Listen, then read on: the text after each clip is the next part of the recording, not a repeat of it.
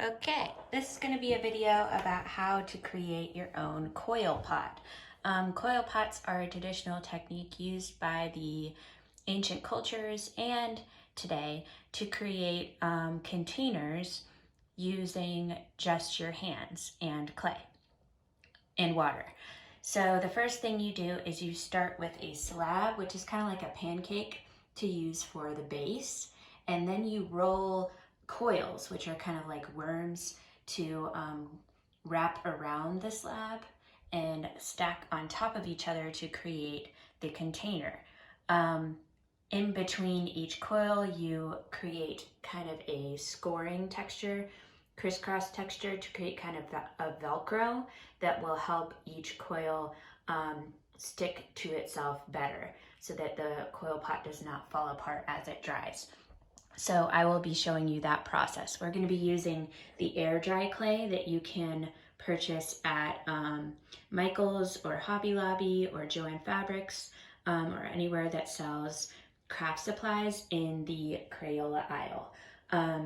It's not as strong as kiln fired clay, but it does create a permanent container that you can use to put things in that are not food.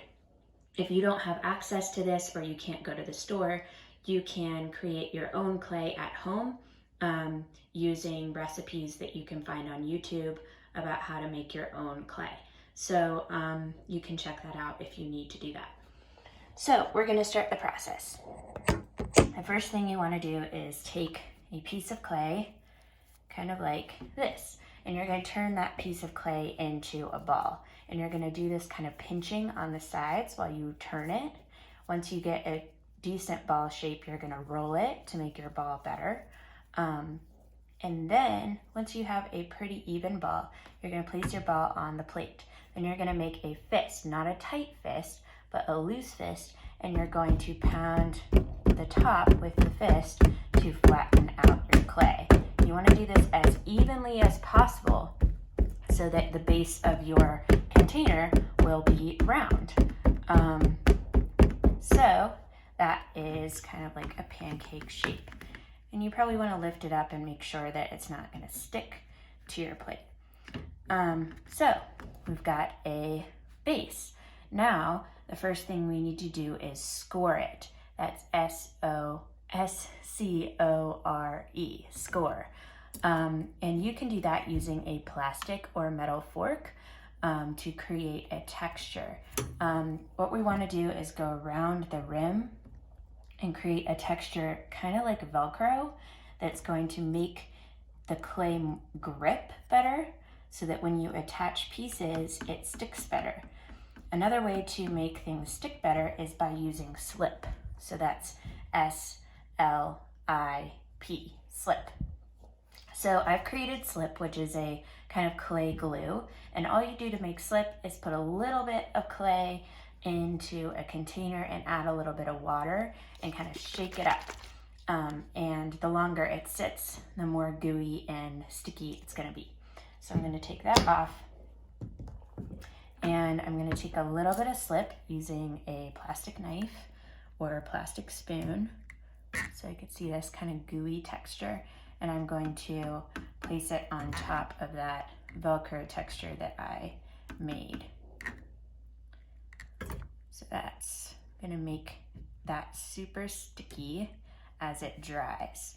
If you don't do this, then as the clay dries, it's going to separate from itself and crack, and the coils will come apart. So you don't want that to happen. You want it to stick really well as it goes through the drying process. So that's why we score and slip in between every piece. So now we've got our base. So what we're going to do next is we're going to start wrapping the coil. We're going to make the coil, and then we're going to wrap the coil around the base. So I'm going to show you that. So to make a coil, you start with a ball again, but this time you want to use a smaller piece. Once you have the ball, you're going to roll it back and forth between your hands like this. And then once you have kind of a worm like that, I'm going to make a little place there, and you're going to roll it with your hands like that until you've got kind of a longer piece. You want a piece that's gonna go all the way around the circumference of your base circle. Okay, I think that's pretty good. So I'm gonna start going around the rim. All right, looks like I almost made it. There. So now we've got our first layer. So what you wanna do on top of that is take your fork again and scrape the top gently, because you don't want to scrape too hard that you pull the coil off of your base. But you do want to give it that texture on top so it's extra sticky. And take more slip and place it on top and make it sticky. And you're going to roll another coil. So I'm just going to show you 3 coil layers just so you can see that process. But you do want to keep layering the coils as tall as you want your container to be. And that way you can have a container that's got plenty of depth so that you can fit lots of things in it. Or if you want to make a more shallow dish, you could do that too. So I'm going to wrap that around. Oh, looks like I kind of have too much there, so I'm going to use my knife and slice it off. And then attach it to that piece. There. Might save that one for later. I'm going to make that fork, scrape the top gently.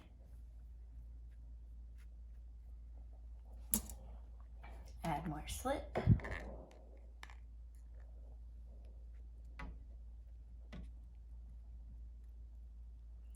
And roll another coil.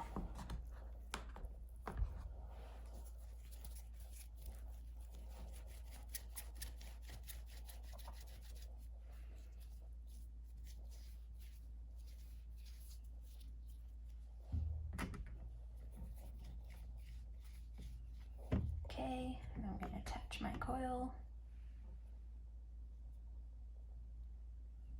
Okay. Here we go. I'm going to slice off that edge.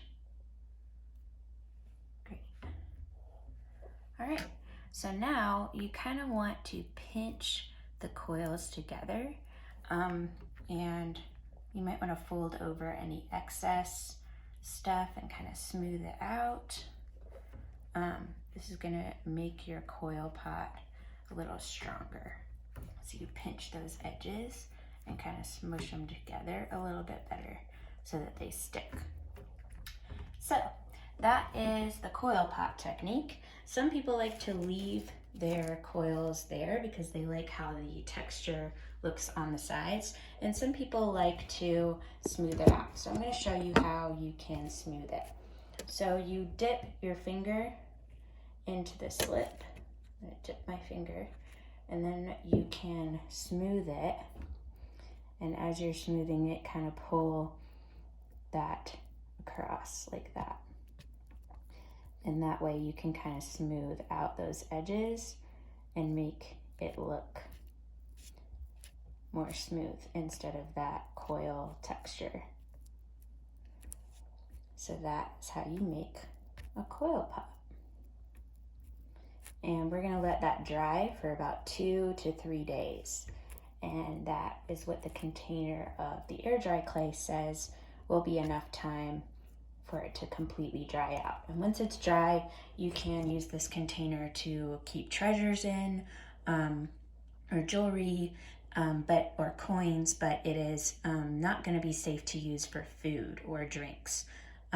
So that is how you make a coil pot.